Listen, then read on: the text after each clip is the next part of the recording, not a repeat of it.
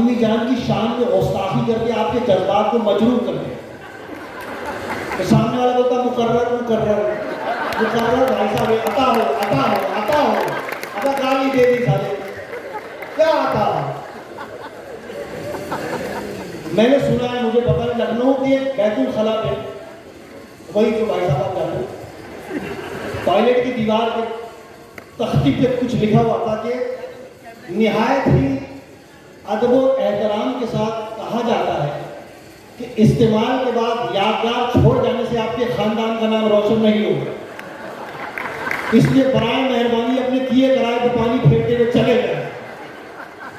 ये है और कमाल है।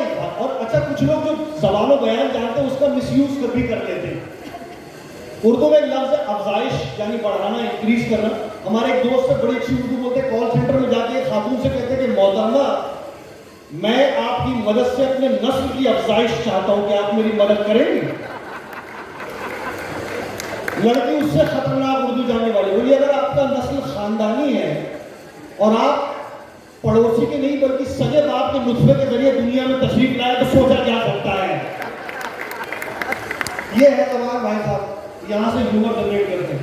और जबान, हर जबान का एक मतलब, हर जबान का एक मतलब। बट थोड़ी देर पहले हमारी भाई मुझे याद दिला रहे थे, तो मैं कुछ एक ऐसी भी चीज, एक अपील कर दूं भाई साहब। मैंने एक शेर सुनाने का सोचा था, देखो मैं कहाँ से कहाँ चला गया है। मैंने कॉमेडी सर्कस में एक शेर सुनाया था। मैं शायर नहीं हूँ, बट मैं थॉट मेरे पास बहुत सही सॉलिड होती है। मैं आप लोगों को देखता हूँ कि ये किसी ने फरमाइश भी की थी कि वो सुना देना पुराना, तो मैं एक लाइन आपको पेश करूंगा। आपको वाह नहीं बोलना है, क्यों बोलना है, एक बार बोलेंगे, एक बार क्यों बोलना है बोलेंगे। थक गए यार, हाँ क्यों, हाँ ठीक। मैं देखता हूँ किसी में बच्चों को छोड़ के बड़े बड़े समझ जाएंगे। अजीज मियां कव्वाल मैंने बहुत पेश किया। अजीज मियां कव्वाल का नाम सुना था? अजीज मियां, उनकी कव्वाली एक शेर है कि तेरी सूरत भाई तेरी सूरत से नहीं मिलती किसी की सूरत, अब्बा शरीफ आदमी होंगे।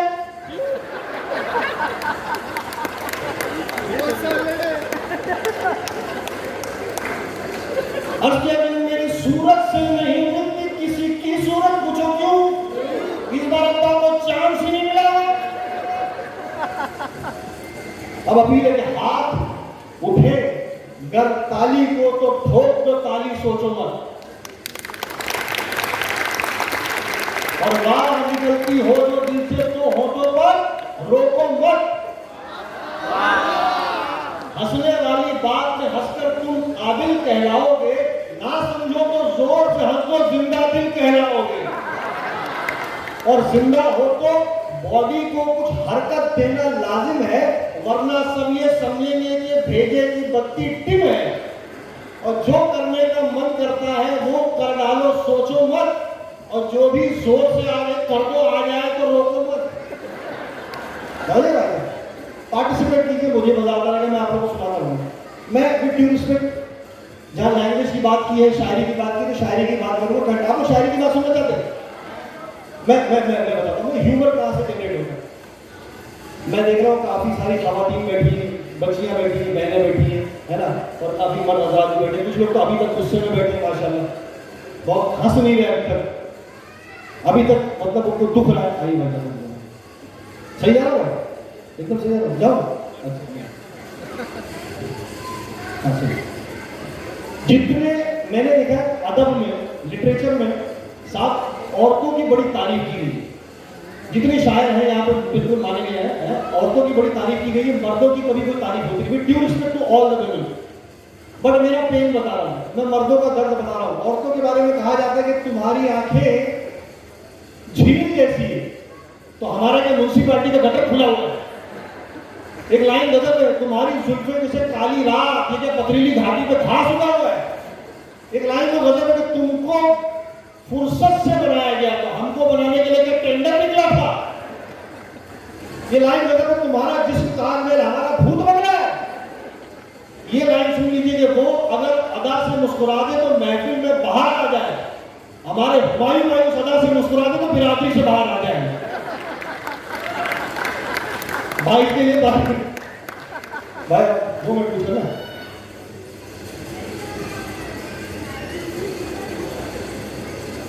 ये चूंकि हमारी एक तहजीब है कि मेहमान के लिए हम अपना काम रोक देते हैं, तो तहजीब को निभाते हुए मेहमान के लिए अपना काम रोक रहे हैं हम जो है सियाद मौजूद हैं जिन्होंने न सिर्फ ये कि आज का अभी जो किताब मेरा चल रहा है इसकी कामयाबी के लिए ज़बरदस्त खदमात अंजाम दिए हैं, बल्कि इस पहले डॉक्टर एक अनएक्सपेक्टेड गेस्ट जिसे कहते हैं, जिनका नाम यहाँ नहीं था, लेकिन ये कि आज जिस तरीके से मुमरा वालों ने रॉक किया है, आज जिस तरीके से मुमरा वालों ने अपना वादा निभाया है, उसकी भनक जो है वो डॉक्टर जितेंद्र अवार्ड साहब को जरूर लगी होगी। इसलिए उन्होंने कहा कि जहां मुमरा वाले इस तरीके से मौजूद है वहां मुझे भी आना चाहिए। मैं डॉक्टर साहब से दरखास्त करूंगा डॉक्टर जितेंद्र अवार्ड साहब से चल रहा है स्टेज पर तशरीफ लाएं।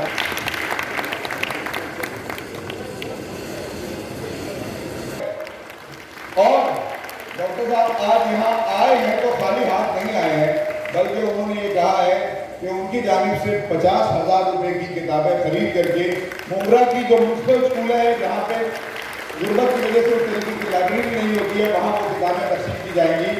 मैं फरीद नूरी साहब से दरखास्त करूँगा कि अलराय करम स्टेज पे तशरीफ लाएँ। मैं दरखास्त करूँगा शब्बीर साहब से कि अलराय करम स्टेज पे तशरीफ लाएँ, और नूर साहब से भी दरखास्त करूँगा कि अलराय करम। ये वो लोग हैं जिन्होंने मुमरा में भी डॉक्टर साहब हमारा ही सबसे बड़ा धर्म है, यानी इंसानियत ही सबसे बड़ी कौम है, सबसे बड़ा धर्म है।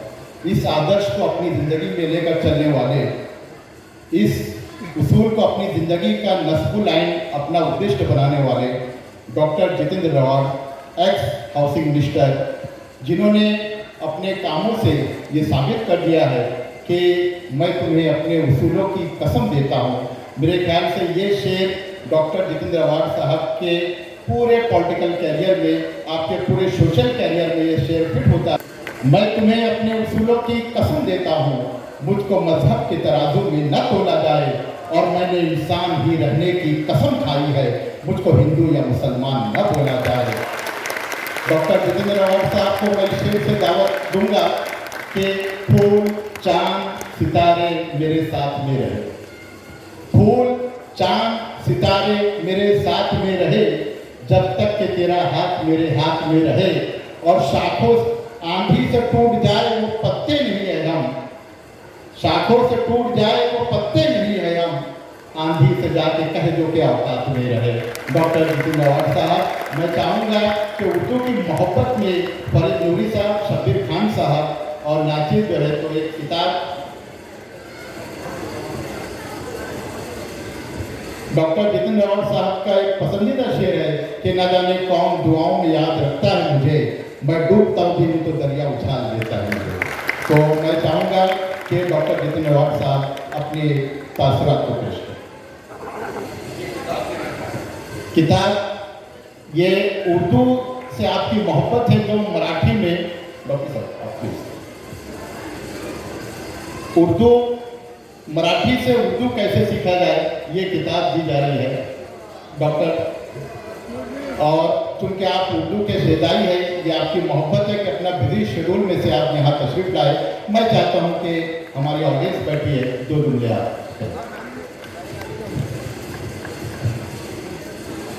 ये उर्दू की किताब है और इसका संपादक है रामकृष्ण भट्ट।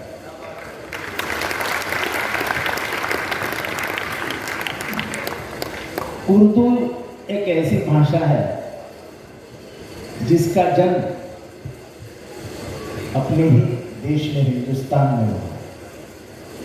ये कोई बाहर की भाषा नहीं है। ये लश्करी भाषा थी, और लश्कर को जो भाषा समझ में आती थी वो सभी भाषाओं में, सभी भाषाओं के शब्द इसमें उठाए गए। जैसे मेरे समझ में आता है, मुझे नहीं मालूम कि उर्दू का जन्म कभी हुआ है, लेकिन दानेश्वर जो कहते हैं, मुझे लगता है वो शब्द ज्ञानेश्वर से आया है।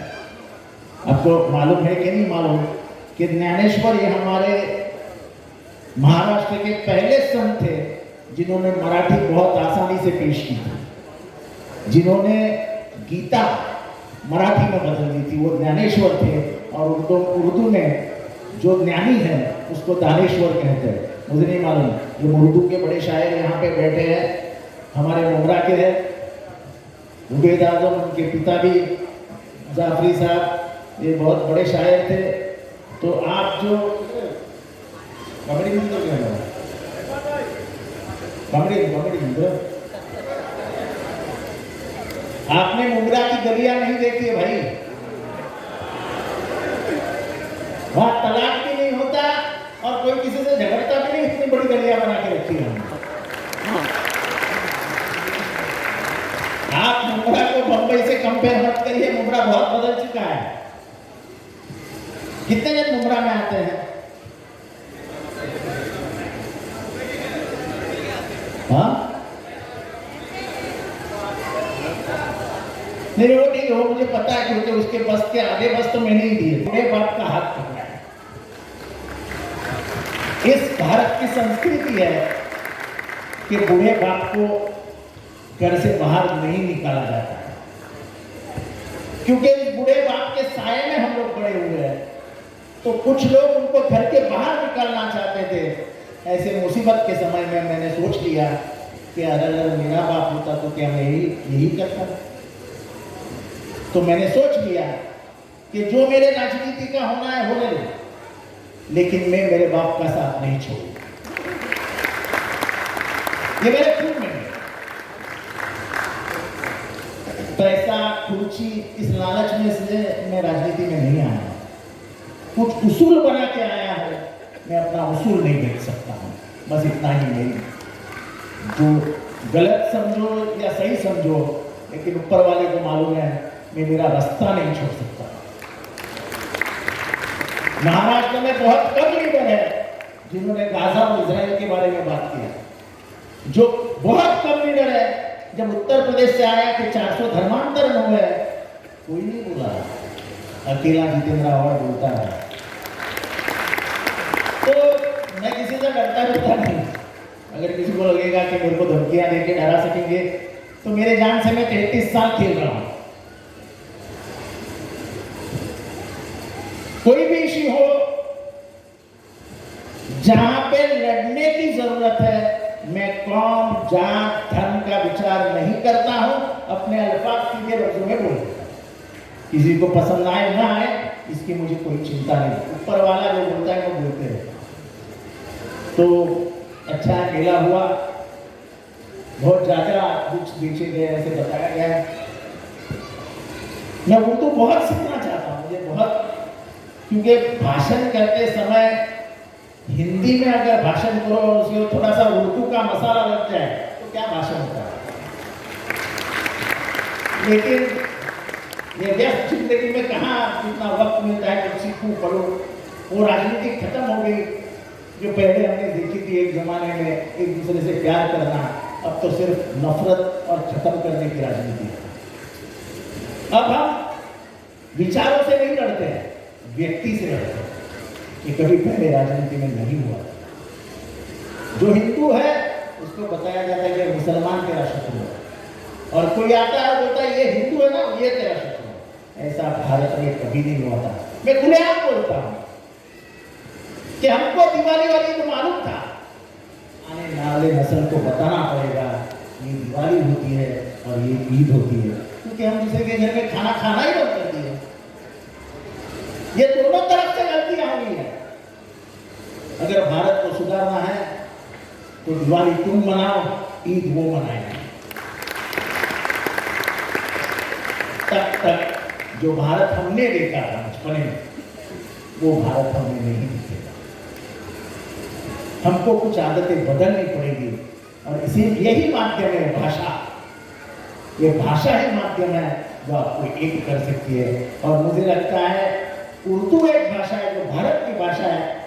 ये किसी एक धर्म, किसी एक जात की भाषा नहीं है, ये भारत की पैदाइशी भाषा है। और मेरे ख्याल से इसके पहले स्कॉलर्स जो थे वो सब हिंदू थे।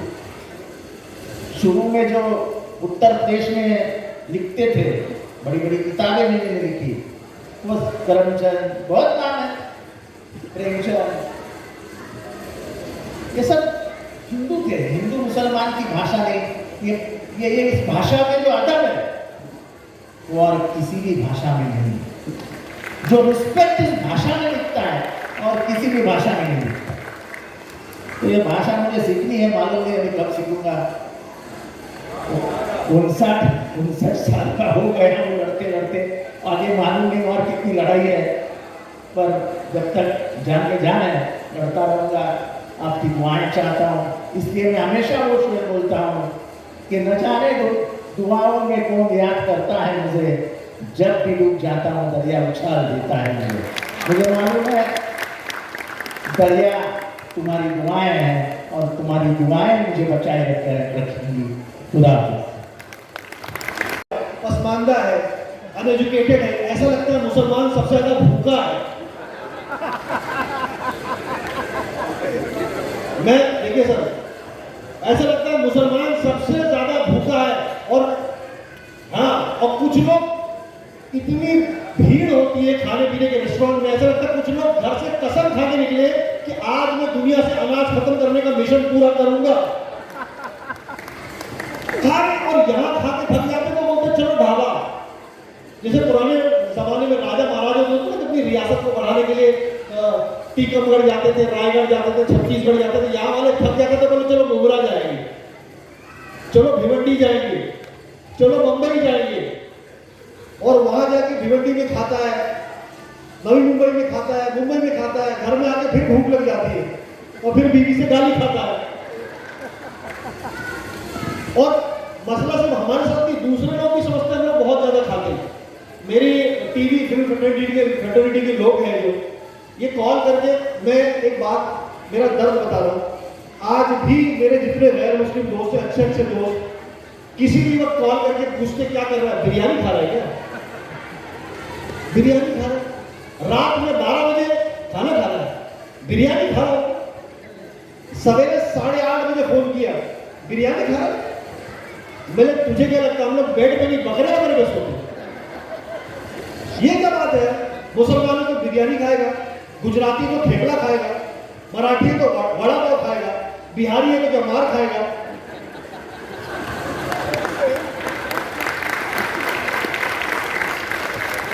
नहीं, मैं मुंबई की बात करूं, बिहारी बहुत मारते हैं। बिहार के लोग इतने प्यारे होते, चाय में ऐसे पूछते से मना कर रहे हैं, अरे भाई चाय नहीं ना पीजिएगा, नहीं ना पीजिएगा, मतलब पिला रहा है, मना कर रहा है। और रेस्टोरेंट में जाके बोलते भाई कैपेचिनो पीजिएगा, मतलब कैपेचिनो का बेटा है कि बाप है। और हमारे यहाँ मुंबई के लोगों का मैं टेम्परामेंट बता देता हूँ। देखो ह्यूमर कहाँ से निकलता है। मैंने अक्सर देखा है किसी भी एरिया में जाके, समोसे की दुकान में जाके समोसा उठा के पूछते गरम है क्या, सारा तापमान तेरे हाथ में है। कहते भाई चाय बना, जबरदस्त बना। वो भैया बोलता जैसा है वैसा ही बनाएंगे, आप मेहनत काहे कर रहे हैं? बोले बोलने से क्या हो जाता है, बोला बना जबरदस्त, तो हम चाय बनाता हूं, उल्लू नहीं बनाता हूं। उसके बाद का एक लतीफा है मेरे, जो आज बोलूंगा नहीं।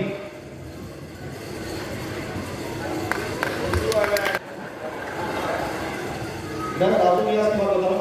अच्छा, मैं चूंकि अपने ताल्लुक से बता रहा था कि हमारे घरों में जो नाम जो है ना बड़े इंटरेस्टिंग होते हैं।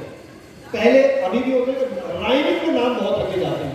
अगर बड़ा भाई सलीम है तो छोटा कलीम है, फिर फहीम है, फिर अजीम है, फिर अफीम है, फिर गांजा है। बहन अगर सुल्ताना है तो रुखसाना है, फरजाना है,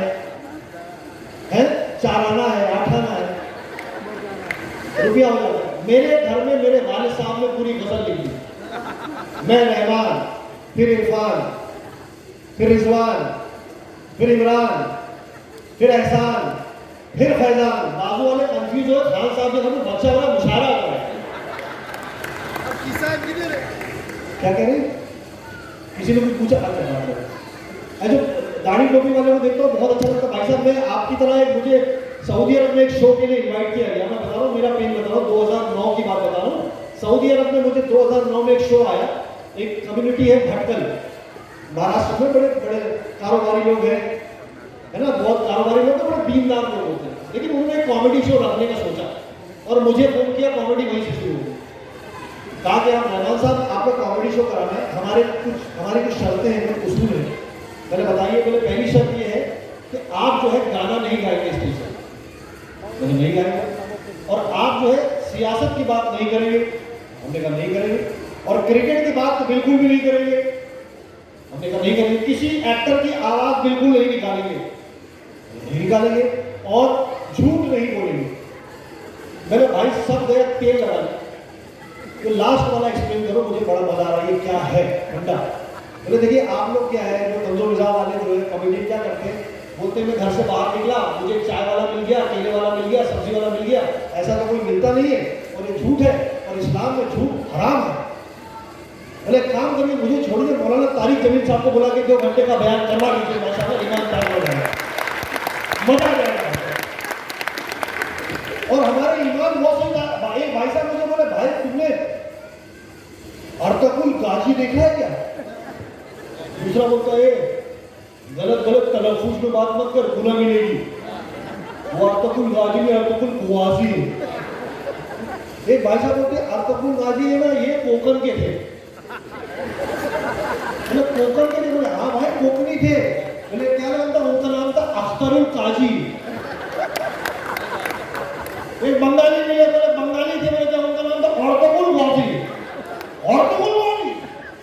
और मैं सच बता रहा हूँ, मैं बता रहा हूँ, मेरी कॉमेडी पैथोस से क्रिएट होती। मैं मेरे फ्रेंड है बिगनौली में रहते, उनसे मिलने के लिए गया, अर्तकुल गाजी की बड़ी तारीफ। मैं बिल्कुल देखनी चाहिए, बहुत अच्छी सीरीज है। अगर आपको उससे फायदा होता है, आपकी जानकारी में इजाफा होता है, आपका कुछ फायदा होता है तो बिल्कुल करिए। कुछ तो ट्रांसफॉर्मेशन आना चाहिए। मजे के लिए मत कीजिए भाई साहब, मजे के लिए मुशायरा है। मैं बता रहा हूँ, मजे के लिए मुशायरा वही तो नहीं भाई, ईमान तो ताला हो जाएगा, तो समझ नहीं रहा है। मतलब मैं तेरे पास बैठा हूँ, 5 घंटे हो गए, असर की कज़ा हुई, मगरिब की कज़ा हुई, ईशा के लिए तू जान नहीं रहा है। ये कौन सी भट्टी में ईमान ताज़ा हो रहा है? मैं बोला मेरे नतीजे कभी कभी 2 दिन के बाद समझ में आता है। हाँ ईमान की। और मैं खास करके मैं थोड़ी देर पहले कुरला की बात बता रहा था। कुरला के लोगों के अंदर बड़ी बेतकल्लुफी होती है। मैं दुनिया भर के, मैं लंदन फैमिली में भी शो किया है, मैंने दुनिया के कई ममालिक में शो किया, लेकिन जिस तरह से कुरला के फैन मिलते दुनिया में कहीं नहीं मिलते। कुरला के फैन मिलते तो यही बोलते, ओ रहमान भाई जरा अपने साथ फोटो तो निकाल के लो तुम, बस क्या होगा। और एक बात बता रहा हूं, मैं हमारे यहाँ पहले मैं यहीं रहता था, बॉम्बे कुरला टेक्सटाइल्स कॉलोनी। तो घर के बाहर जो जूस की दुकान होती है, मैं अक्सर जूस पीने आता था। एक भाई साहब है, गाड़ी उन्होंने वहां बताई, गाड़ी का शीशा नीचे किया, बोला ए रहमान इधर। मैं कंफ्यूज हो गया, इस तरह से कौन बुला रहा है। मैंने सोचा शायद मेरे पुराने जान पहचान वाला होगा। मैं गया, उसके बोलते क्या कर रहा है भाई, थोड़ा कॉमेडी में थोड़ा पंच ला, थोड़ा टंच ला, थोड़ा टूच ला, कुछ ला, चल जा। मैं वापस भी चला गया, तो समझ में नहीं आया मैं क्या करूं। ये कुर्रा में होता। एक तो भाई कुर्रा में अभी आया, उन्होंने बोला फोन किया रात में 3 बजे, फोन करके बोलते ओ रहमान भाई सो रहे लेते क्या? हाँ सो रहे लेते क्या? मैंने हाँ कुछ इंपॉर्टेंट है भाई। एक बहुत जरूरी काम है, अपने 3 महीने के बाद एक क्रिकेट टूर्नामेंट है, तो तुमको उसमें चीफ गेस्ट बनने का है। चीफ गेस्ट भाई मना मत करना, तुमको आने का है। मतलब इंशाल्लाह, इंशाल्लाह नहीं भाई, आने का है। ये है तेवर। इंशाल्लाह नहीं, इंशाल्लाह की ठेक मत देना। उसने सीधे मुझसे कह दिया आने का है। बोला आ जाऊंगा भाई, तू घर पे आ जाए। और इतने कमाल, जैसे मैंने देखा लोग को पहचानते ना हमारे साथ। नॉर्मली अभी थोड़ी देर पहले हो गया, भाई बोलते क्या वजन कम हो गया है, कुछ खाते वगैरह नहीं। मैं बता रहा हूँ, हमको लोग आधा पहचानते सड़कों से, आधा हमारी भाई जो देखते हैं तो ऐसे पहचानते हैं कहाँ देखा है। उसका बहुत गंदा रिएक्शन आता है, जैसे कहीं देख लिया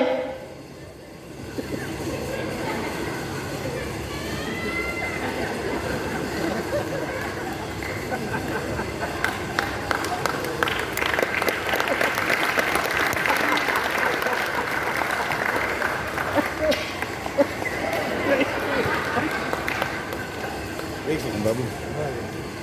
फिर एक फालतू सवाल पूछते हैं, किधर देखा है मैंने आपको? मैंने पहले बता तू कहाँ कहाँ जाता है। तेरे शौक किस प्रकार के, तो फिर बता दो तूने कहाँ देखा। और एक भाई साहब मुझे बोले रहमान भाई आपको कहीं अलग जगह देखा है। मैंने कहा अलग जगह देखा है, और एक को तो समझ नहीं आया रिएक्ट क्या करे। कुछ लोग ऐसा लगता है तारीफ कर रहे हैं, बुराई कर रहे हैं, समझ नहीं आता। तो अरे रहमान भाई, अरे वाह टीवी पे तो अच्छे दिखते हैं, यहाँ चोर दिख रहा हूँ तुझे। और एक ये रेस्टोरेंट है, मैं चूंकि मैं मुंबई का पला बड़ा हूँ तो मुझे आदत है बाहर बेतकल्लुफ होकर निकल जाने की। यहाँ डोगरी में किसी चिड़िया के रेस्टोरेंट में चाय वाय अच्छी मिलती है। मेरे दोस्त से कहा गाड़ी से उतर के मैं चाय पीऊंगा। बोले भाई मत जाओ, तुम गाड़ी में ही लो। मैंने भी जाता हूँ, क्या प्रॉब्लम है। मैं उतर गया, एक भैया भी आए, मुझे देख के कहते हैं तुम्हारे जैसा सेम आदमी एक टीवी में आता है। सेम।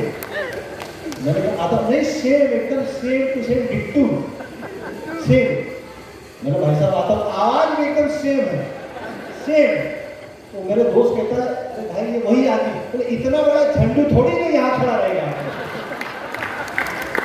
बोला ये मुंबई में हो सकता है भाई, और कहीं नहीं हो सकता है। तो इस तरह के रिएक्शन होते। और जब से कपिल शर्मा शो किया है तो जिंदगी में बाहर आ गई, कसम खुदा की बता रहा हूँ। हर साल, अभी थोड़े दिन पहले फोन आया, हाँ हेलो रहमान साहब बोल रहे हैं। मैंने हाँ बोल रहा हूँ। रहमान भाई बात कर रहे हैं? बात करो। अरे रहमान भाई 26 जनवरी को एक इवेंट है। बोला हाँ भाई, बहुत बड़ा फैन है आपको। शुक्रिया। अरे बहुत जबरदस्त फैन है आपको, शुक्रिया भाई। 26 जनवरी को एक इवेंट है, कपिल शर्मा का नंबर मिलेगा? एक आगे बोलता रहमान भाई कपिल शर्मा कर रहे हो ना, कपिल को पकड़ के रखो। मैंने पूछा कितनी देर तक? अलग अलग। और यहाँ पर तो भाई कॉमेडी करने के लिए ना, कई बार बात होगा ऐसी जगह पे चले जाते हैं, नॉट एज ए कॉमेडियन, ऐसे ही मेहमान की तरह, मेहमान खुशूसी की तरह बुलाया गया और कोई अनाउंस कर देता है कि आज हमारे बीच में रहमान खान आपको हंसाएंगे। क्यों हंसाएंगे भाई? अच्छा लोग इतने इस कदर इश्तियाक से आपके चेहरे की तरफ देखते हैं कि आया है तो कॉमेडी करेगा। उस वक्त हमारी कैफियत यही होती है कि चंपा बाई का मूड नहीं है, चंपा बाई का मूड नहीं है, लेकिन ठाकुर साहब ने हवेली पे बुलाया जाना जरूरी है। क्या करेंगे आप? बच नहीं सकते। और हर जगह कॉमेडी है। मुझे पता है कि छत्तीसगढ़ में एक जगह एक शो के लिए बुलाया गया और इतने मोहब्बत करने वाले लोग थे, उन्होंने कभी मुझे देखा भी नहीं। उन्होंने सिर्फ इतना सुना कि रहमान खान टीवी के एक सेलिब्रिटी है, कमेडियन को। आप भैया बताओ ना, आप तीनों में से रहमान कौन है? मैंने कहा ये है रहमान, ये है सुलेमान भाई और मैं हूं जुबैदा खाला। कैसे कैसे वाहियात सवाल पूछ जाते हैं। और मैं जैसे मैंने कपिल के शो में एक किस्सा बता रहा हूँ कि मैं और लेट रानी श्रीवास्तव साहब हम सऊदी अरब में शो कर रहे थे। अब इत्तेफाक हुआ कि ये टीवी पे लाइव चला गया। देखो ह्यूमर कहाँ से निकलता है, साटायर कहाँ से निकलता है। ये हुआ यूं कि मुझे छोड़ के राजू श्रीवास्तव को उन्होंने पकड़ लिया, और राजू श्रीवास्तव को जो सऊदी अरब की जो अरब की पुलिस होती है बड़ी सख्त होती है, बड़े कर्फ लहजा होता है। उसने अरबिक में पूछा ताल हेना, ताल हेना इशारा आफ्ता इशारा। अब राजू श्रीवास्तव मुझसे पूछते मेरी समझ में आ रहा है क्या बोल रहे? मतलब मैं इतना मुसलमान नहीं हूँ। बहुत भैया बस ताली एनर्जी कम लग गया मुझे।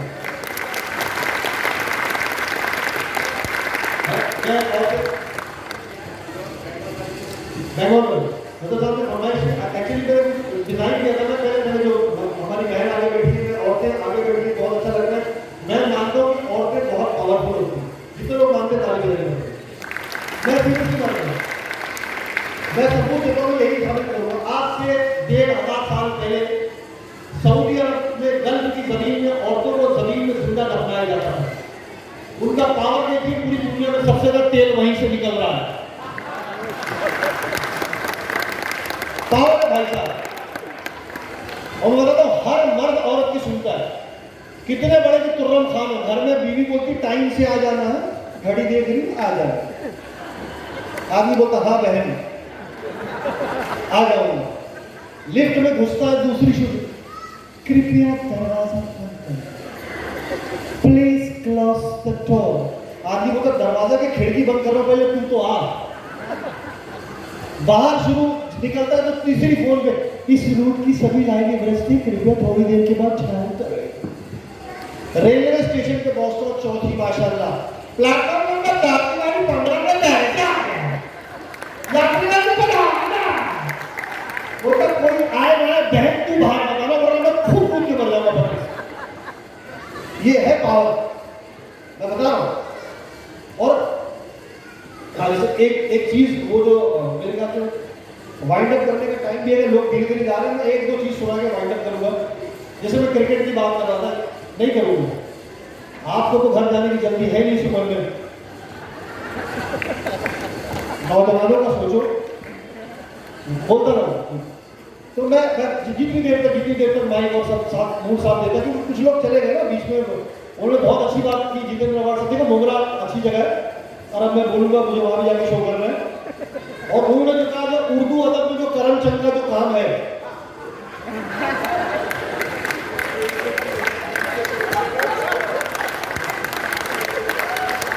जो करमचंद साहब ने जो गाजर खा खा के जो लिटरेचर लिखा है कलम हटा के, मैं उसकी दाद देता हूं, खुजली देते हैं उसको।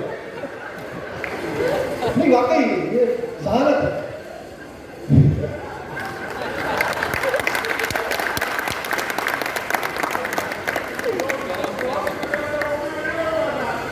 वो बाजू में प्रॉम कर रहे थे, बोले भाई करमचंद की ध्यानचंद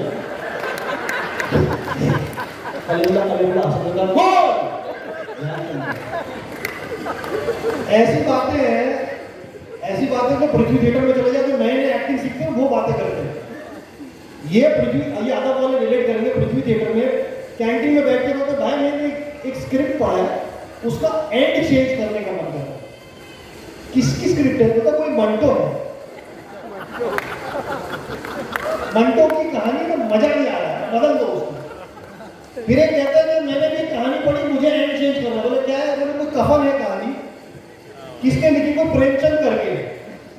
बोले ये लोग हैं। हाँ तो मैं क्या बता रहा हूँ, हाँ मैं एक थोड़ी देर पहले एक बात, क्योंकि मैं basically I am not a poet, मैं शायर नहीं हूँ, बट मैं शायरों की और इस आर्ट फॉर्म की बहुत रिस्पेक्ट करता हूँ। मैं आपकी मोहब्बत है मेरे साथ, इस आर्ट फॉर्म की बहुत। लेकिन मैं एक बात कहना चाहता हूँ, आई फील द पेन। मेरे स्टैंड अप में बहुत सारी जगह मैं नज्म के साथ कैलकुलेट करता हूँ। जब मैं स्टैंड अप मेरे यूट्यूब पे आप देखेंगे तो मुझे अच्छा लगता है, रात मुकम्मल करनी है तो मैं एक नज्म सुनाता हूँ। जब मुझसे इम्तिहान मांगा जाता है मेरी वतन परस्ती के लिए, तब मैं कहता हूँ कि रगों में खून यहाँ का है। As a Muslim what I feel for my country, इस मादरे वतन के लिए एज ए मुसलमान मैं क्या सोचता हूँ, हम सब क्या सोचते हैं, मैं कहना चाहता हूँ कि रगों में खून यहाँ का है, सांस में खुशबू इसी जमीन को चुना है खुदा ने मेरे लिए। कि तेरे वास्ते दुनिया में एक वतन ही सही, मगर ये मुल्क इबादत की जा है मेरे लिए। और जो इससे जान से ज्यादा ना प्यार कर पाए, खुदा का वो तो वफादार हो नहीं सकता। और खुदा से जिसको इश्क है प्यार मजहब से, वतन का वो कभी गद्दार हो नहीं सकता। ये मेरा पेन निकलता है। लेकिन अगर मैं शायरी शुरू कर दी तो मैं आपको शायरी में कुछ सुनाना चाहता हूँ, मैं कुछ किरदार सुनाना चाहता हूँ। तो मैंने खास शायर इसी मंच के लिए सोचे हैं, इसके साथ मैं कन्वर्ट करूंगा। शायरी तो शायरी है, लेकिन अगर कुरला वाला अगर शायरी करने पे उतारू हो जाए तो फिर शायरी होगी कैसे? हमारे दोस्त है, वो शायरी सुना के एक दिन आए, बोले भाई शेर सुन, मुझे गम भी उनका अजीज है, मुझे गम भी उनका अजीज है, क्योंकि उन्हीं की दी हुई चीज है। मैंने लौटा दिया फिर उसको। तो भाई बेमियाँ जी, मैंने कौन है भाई? इकबाल नियाज़ी के रिश्तेदार। अरे भाई सुनो ना भाई, खोटा खोटा बजो मत। बेमियाँ जी हद से गुजरी बंदा परवर का तलब, हम कहेंगे हाले दिलों को फरमाएंगे क्या? हाँ? एक ने तो हद कर दी भाई, शायरी सुनने किसकी फीलिंग है, हम भी करते हैं तो हो जाते हैं बदनाम। मैंने जो चीज तकलीफ दे दी उसको निकलवाने फिर शायरी करनी। हम भी करते हैं तो हो जाते हैं बदनाम, वो मर्डर भी करते हैं तो चर्चा नहीं होता। मर्डर बोले भाई मर्डर ही हो जाते हैं। एक तो आपने मशहूर जमाना हुआ है कि चला था जाने में मंजिल मगर लोग साथ आते हैं, कारवां बहुत मशहूर है। मुझे सुनाया उसने, भाई शेर सुन, मैं अकेला ही चला था जानबे मंजिल की तरफ, मैं अकेला ही चला था जानबे मंजिल की तरफ, लोग साथ आते गए, कोरमा बनता गया।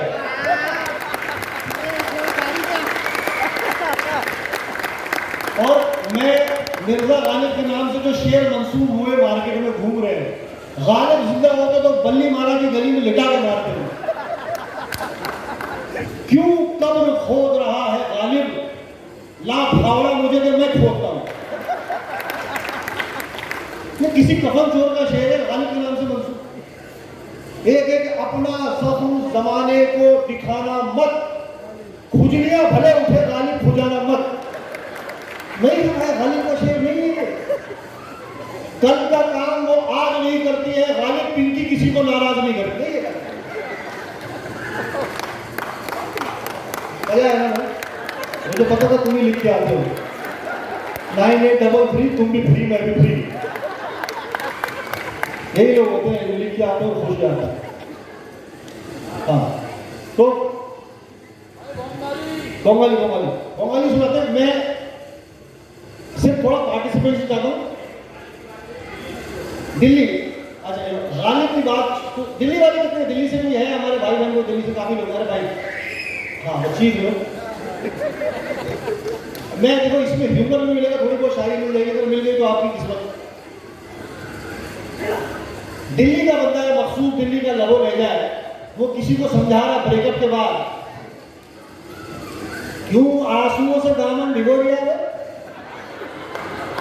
क्यों आंसुओं से दामन भिगो दिया है, और मिलेगी हौसला की खोरिया है। और गर्लफ्रेंड ने तुझे छोड़ा है, अब्बा नहीं मरे, गर्लफ्रेंड ने तुझे छोड़ा है, अब्बा नहीं मरे, कुत्ते के जैसा फटक फटक के रो रहा है। और कौवा कुछ भी कर ले, कबूतर नहीं बनता, कौवा कुछ भी कर ले, कबूतर नहीं बनता। इतना मैं रगड़ रगड़ में मुंह धो दिया है। और उसकी हर एक बात अच्छी लग रही मुझे, उसकी हर एक बात अच्छी लग रही मुझे, लगता है फिर से सच्चा प्यार हो रहा है। और दिल्ली वालों को तेरे तेवर है कि तू अपने महल्ले में बहुत शेर बनता था, तू अपने मेले में बहुत शेर बनता था, कुत्ता बना दूंगा मेरा एरिया में। अब कुर्ला भी सुन लो, मुंबई भी सुन लो। मुंबई का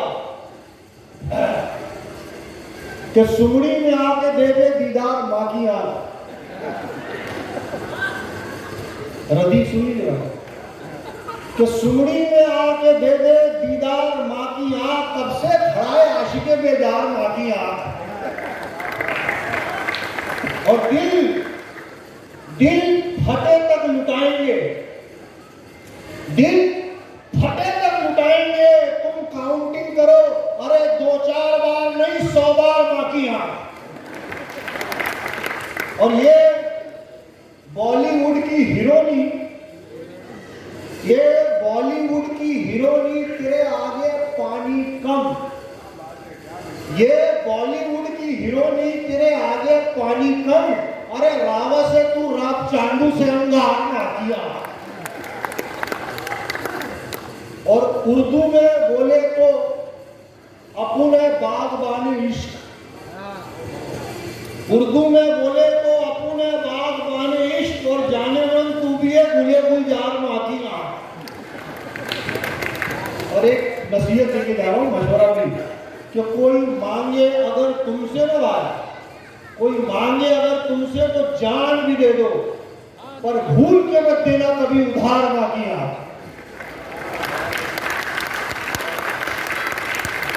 मेरे भी मन की बात तू भी कभी तो सुन, मेरे भी मन की बात तू भी कभी तो सुन, मैं हूं बिचारी प्रजा तू सरकार माखी।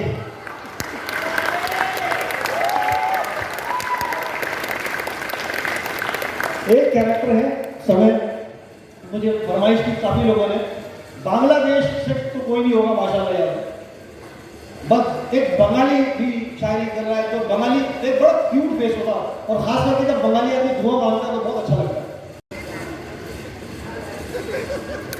बंगला नहीं देगा, बंगला नहीं देगा क्या गाड़ी नहीं देगा, बंगला नहीं देगा क्या गाड़ी नहीं देगा, और लोग में तो हमको कुछ भी नहीं देगा। तुम जान मांगो देगा, ईमान मांगो देगा, खाने का टाइम किसी को हम मछली नहीं देगा। वो बोली कि अब्दुल रहीम मुंडी उधर करो, वो बोली कि अब्दुल रहीम मुंडी उधर करो, मुंह से मच्छी का वास आता है, चूमी नहीं देगा। एक बंगाली का एटीट्यूड है कि होता होगा 30, होता होगा 30, हमारे लिए 15 15 25, होता होगा 30, हमारे लिए 15 15 25, तुम हिसाब मांगो हम जवाब कभी नहीं देगा। शुक्रिया। एक लास्ट पीस सुना के मैं आज विदा लूंगा आपसे। दुआ, हम कपूरी वाली दुआ नहीं, वो कपूरी हो गया। एक मैं मेरा एक साल पहले एक स्टैंडअप आया था, थोड़ी देर पहले जैसे जितेंद्र अवार्ड साहब ने जब कौमी एकता की बात की तो मेरे जहन मुझे काफी लोगों ने फरमाइश भी की थी।